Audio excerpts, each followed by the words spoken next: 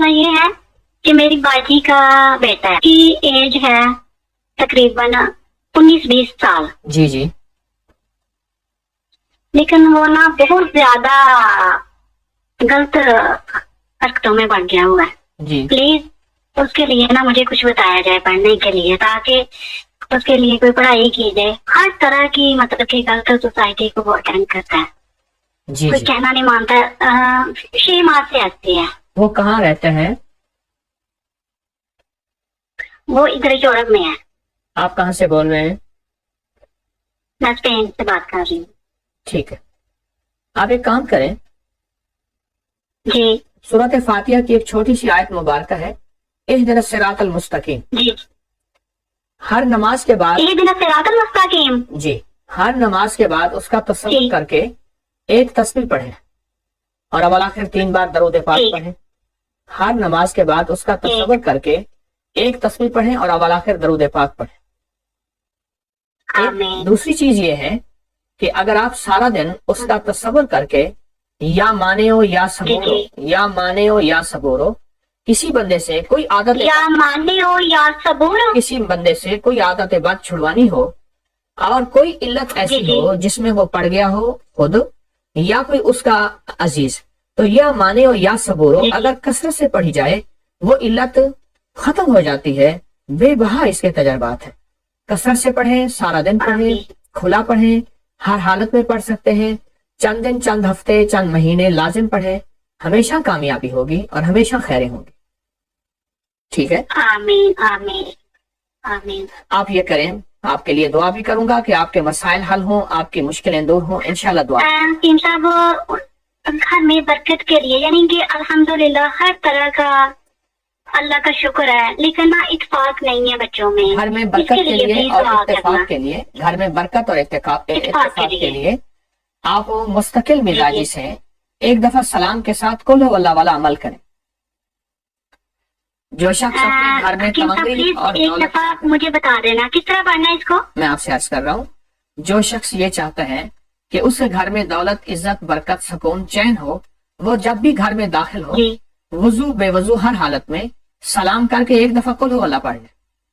یہ میں نے جس کو بتایا ہے اور اسی نے پایا ہے، اور میں نے اس کے بہت رزلٹ، اس کے بہت کمالات دیکھے، بہت کمالات دیکھے.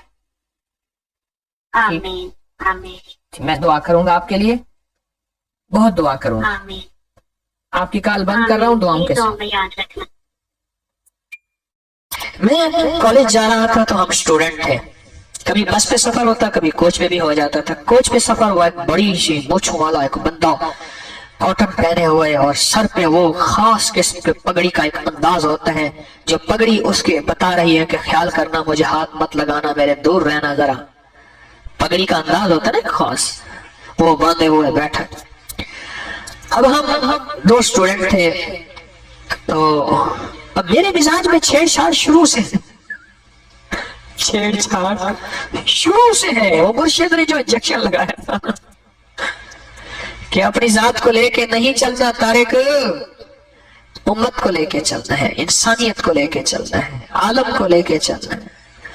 اپنی اکیلی جنت منوانی ہے تو کریم ہے، مان جائے گا. کریم ہے، میں کریم کہہ رہا ہوں، اپنے بھروسے کی بات نہیں کر رہا کہ میں کچھ ہوں. کریم ہے، مان جائے گا، پر یہ محمدی مزاج تو نہ ہوگا، محمدی مزاج تو نہ ہوگا. جو محمدی مزاج ہے وہ اپنے تن من، اپنی چاہتوں سے ہٹ کے آگے سے آگے عالم کے لیے، انسانیت کے لیے. جگہ وہی پڑی تھی، سیٹ نمبر جو دیکھا تو دیکھا وہی ہے، اسی کے ساتھ وہ کہے تو بیٹھ اور میں کہوں وہ کہ تو بیٹھ، تو بیٹھ طارق، تو بیٹھ. ہاں اس کے ساتھ تو بیٹھے، مجھے آلے دنال تو بیٹھ. جونا پتا لمبا قد ایسے. خیر میں بیٹھ گیا. بیٹھنے کے بعد جب گاڑی چل پڑی تو میں نے ایسے ہاتھ آگے بڑھایا، میں نے کہا السلام علیکم. اس نے تھوڑا سا ایسے، یعنی ایسے مجھے دیکھا نہیں، ایسے پھیر کے نہیں دیکھا، ایسے کر کے علیہ السلام، علیہ السلام، ایسے تھوڑا سا ایسے ہاتھ. میں کہا آپ تو ٹھیک ٹھاک ہے، خیریت سے ہیں، اور تینوں میں بیمار نظر آتا ہوں. اس نے جواب بھی بڑا اوکھا دیا مجھے، बड़ा मुश्किल जवाब दिया कि बंदा जवाब सुनते ही लरस जाए। नहीं, मैंने कहा आपकी आंखों की चमक, आपके चेहरे की, और सबसे बेहतरीन चीज जो मुझे लगी, आपके मूंछें लगी हैं, बड़ी जबरदस्त मूंछें। पहला बोल गए तो कह रहे हैं हाँ जबरदस्त मूंछें हैं। मैंने कहा, और मैंने कहा कॉटन तो आपने गुलामत का पहना हुआ, चेयरमैन का नहीं है, मैं भी पहनता हूँ। कहना हाँ, फिर मैं तरह से देखा मैंने कहा गुलामत का है, चेयरमैन का नहीं है। गुलामत की अच्छी, बहुत अच्छी क्वालिटी है, और धोने वाला भी कमाल है। कल्फ के अंदर उसने जो कल्फ लगाया है, इसके अंदर पेड़ियां नहीं है उसकी, जो कल्फ की बिल्कुल फ्रेश इस्त्री है, बेहतरीन है। बाज़ौक़ लगते हैं वैसे आप, बाज़ौक़ लगते हैं, हमारी दोस्ती लगते हैं। मैंने कहा मेरे मुर्शिद है, उन्होंने एक तोहफा दिया है, कहीं तो आपको दे दूं। कह रहे हाँ, असी पीरानों मन डाले हैं, आप भी पीरों को मानने वाले हैं। मेरे मुर्शिद ने एक तोहफा दिया है। मेरे एक वजीफा था, छोटा सा एक लफ्ज था, उसका फायदा बताया, बताता रहा। कोई मैंने 10-12 मिनट की गेम की होगी, एक 10-12 मिनट की गेम है, 10-12 मिनट। 10-12 मिनट के बाद उसका अंदर उबला खुला, और वो सारा मेरी तरफ होके बैठ, और साथ वाला मेरा क्लास वाला देख रहा। तारिक ने 1 मिनट में गेम कहां से कहां पहुंचा दी, 1 मिनट में सारा मुझे देख रहा, और मेरी तरफ होके बैठा। फिर उसने अपनी जिंदगी के गम सुनाए। कहने लगे लोग मुझसे डरते हैं, हैबत करते हैं, मैं बड़ी बच्चा तो मैं बैठा हूँ, मिनट में फैसले कर लेता हूँ, पर मेरा एक फैसला नहीं हो रहा। और फिर अपनी जो बीवी का गम सुनाया, और बीवी ने औलाद की जो तरबियत की, और कहा कि बीवी कहती है जहाँ के बाप तुम्हारा है, इसको गालियां दो, इसको लानते दो, और इसको ये चीज मार के आओ। कहने लगा बीवी को जितना मैंने मारा है किसी ने नहीं मारा होगा, मैं बहुत लड़ाका आदमी हूँ, लेकिन वही है टेढ़ी पसली को मैं सीधा नहीं कर सका। और बाद में मुझे एहसास हुआ कि मैंने गलती की थी। आज बीवी मेरे खिलाफ है, औलाद मेरे खिलाफ है। और सबसे पहले मैंने ये लफ्ज उससे सुना था क्योंकि बीवी की यूनियन बन गई है। मैंने कहा यूनियन से मुराद, कह रहे जब अकेली होती है हाथ आ जाती है, हाथ आ जाती है, और आप भी हाथ खड़ा है, ठीक है, बाल आप भी सफेद हो गए हैं, हाथ बांध रहे हैं ऐसे, कहते हैं।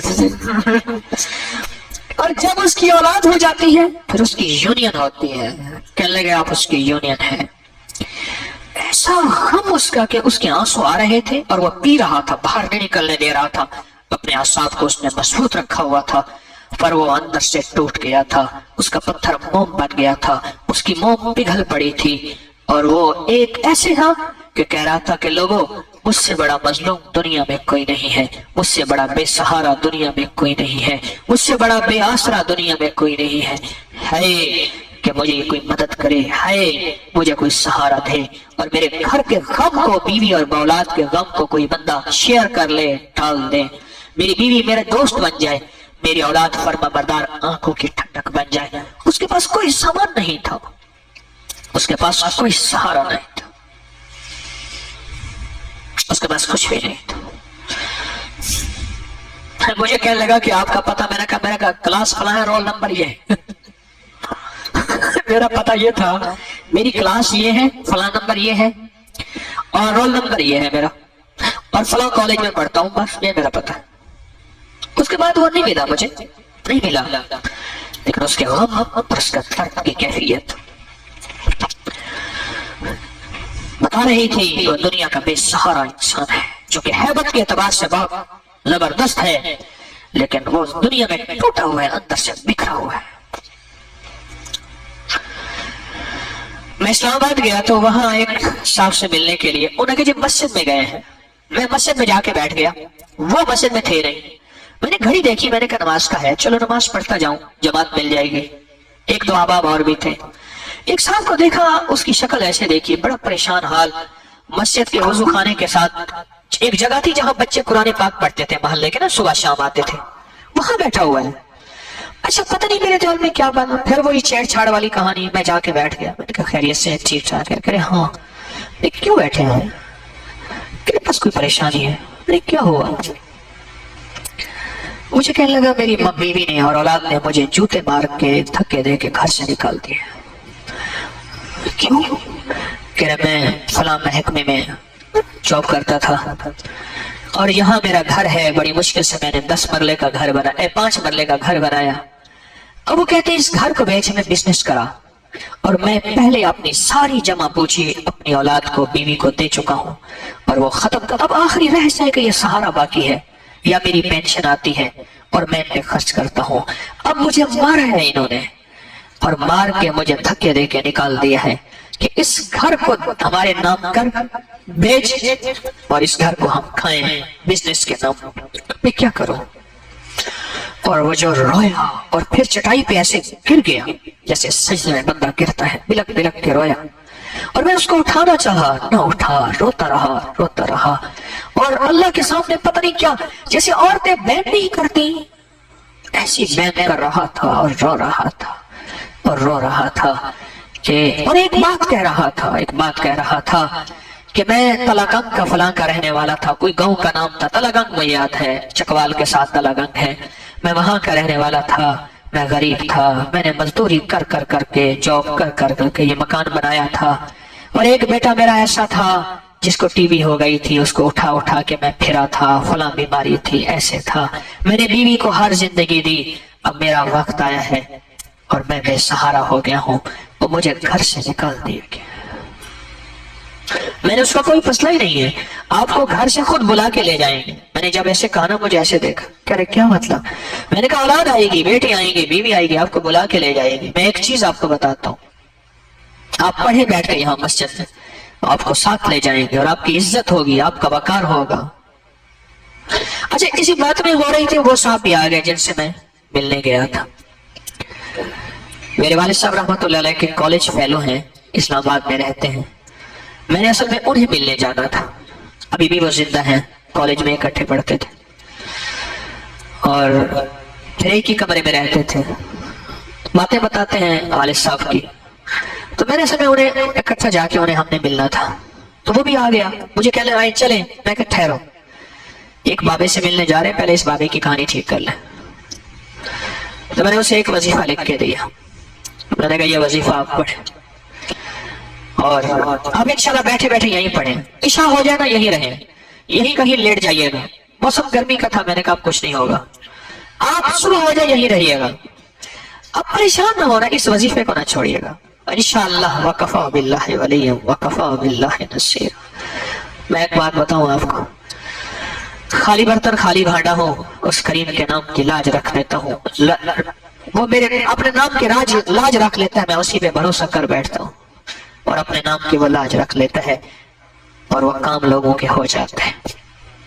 نام جو اس کا ہوا, دوسرے لفظوں میں لوگ میرے دروازے پہ آتے ہیں, میرا در خالی ہے, اس کا در بھرا ہوا ہے, میں اپنے خالی در سے اس کے بھرے در پہ بھیج دیتا ہوں. اور ویسا کریم ہے, اپنے نام کی لاج رکھتا ہے اور اپنے بھرے در سے بھرا بھیج دیتا ہے, بھرے در سے بھرا بھیج دیتا ہے. تو میرا دل تو ویسے ہی خالی تھا, میرا در تو ویسے ہی خالی تھا. خیر وہ پڑھتا رہا. اچھا وہ صاحب جو تھے جن سے ملنا تھا, وہ اسی مسجد کے نمازی تھے, ان کا گھر قریب تھا, وہ دن کی 1-2 نمازیں وہیں پڑھ لیتے تھے.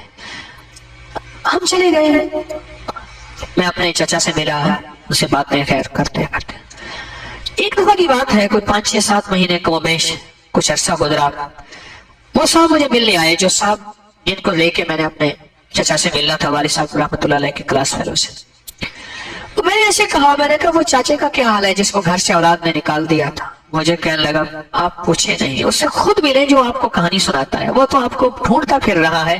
اسے بعد میں پتا چلا ہے کہ آپ جو ہے وہ ابکری والے ہیں, اور وہ کہنے لگا اس نے بعد میں پتا چلا وہ تو آپ ڈھونڈتا پھر رہا ہے, اور اس کے ساتھ بہت زبردست گھر والے محبت کر رہے, پیار کر رہے. اب کوئی نہیں کہتا مکان لکھ دیں, اس کے ساتھ محبتیں ہیں, پیار ہے. تو آپ نے اسے کیا بتایا تھا؟ میں نے تو ایک قرآن پاک کی دعا تھی, ربنا حب لنا من ازواجنا وذریاتنا قرۃ اعین واجعلنا للمتقین اماما.